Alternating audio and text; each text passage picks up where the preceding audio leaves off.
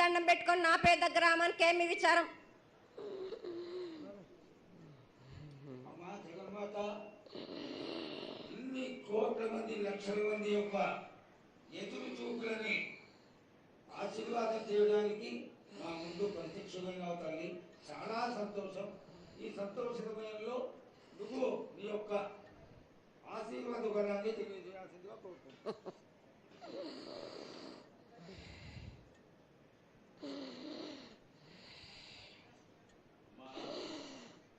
ఘటాల ఊరేగింపు నుంచి ఈ రోజు వరకు పిల్ల పాపంతోనే ప్రతి ఒక్క భక్తుడు లక్షలలో వచ్చి మీకు శాఖలు సమర్పించి, బోనాలు సమర్పించి, పూజలు చేసి అన్ని సమర్పించారు తల్లి. సంతోషమా తల్లి? తెలియజేయండి తల్లి.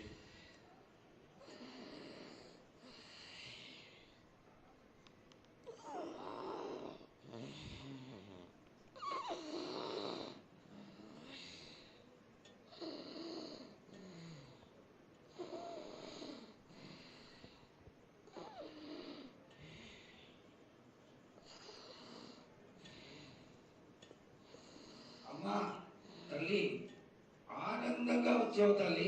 ఆనందంగా నీ యొక్క బిడ్డ అడిగాడు, నువ్వు మౌనంగా ఉన్నావు తల్లి. కాకుండా పూజలు ఏ విధంగా జరిగినాయి?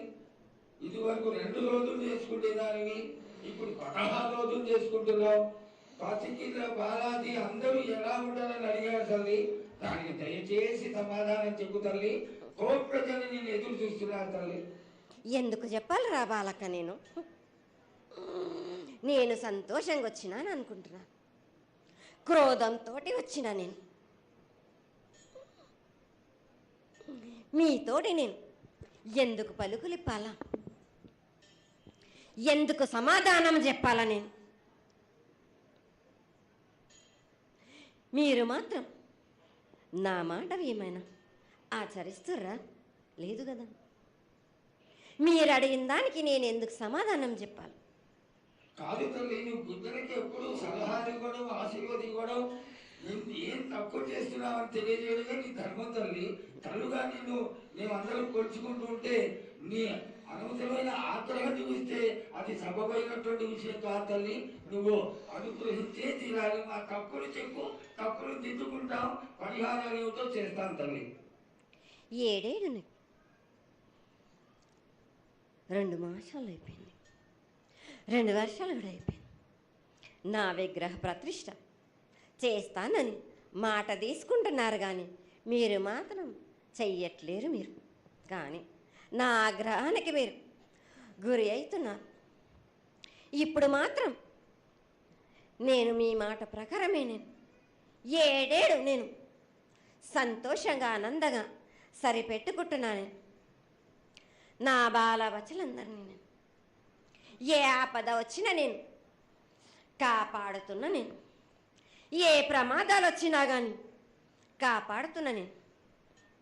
మీరు మాత్రం నా మాటకు మాత్రం ఆచరించట్లేరు. మీరు అది మాత్రం మీరు నాకు ఆ గ్రహానికి ఇస్తుంది. అమ్మా, ఆచరించకపోవడం అనేది ఏం లేదు తల్లి. ఎసురుబాటు లేక ప్రతిష్ట చేయలేకపోతున్నామే తప్ప చేయకూడదనేది ఇట్లా కాదు తల్లి. ఒకళ్ళు ఇద్దరు అడ్డుపుల్ల వేసినందువల్ల ప్రతిష్ట ఆగిపోయింది. ఎవరు అడ్డుపుల్ల వేసినా గాని తొలగించేదాన్ని నేను. ఇంకా మాత్రం నేను ఊరుకోను. నేను ఎవరు అడ్డొచ్చినా నేను వాళ్ళను మాత్రం తీసుకుపోయేదే కానీ వాళ్ళకు నేను చుక్కలు చూపిస్తాను. ఇంకా మాత్రం నేను మాత్రం ఊరుకోను బాలక. చాలా సంతోషం తల్లి. నువ్వు అండగా ఉండి చేయించుకున్న పక్షంలో తప్పకుండా నీ ప్రతిష్ట చేయించుకుంటాం. ఆగ్రహం వద్దు తల్లి. వాళ్ళు నీ బిడ్డలే, వాళ్ళు కూడా చల్లగా చూడాలి.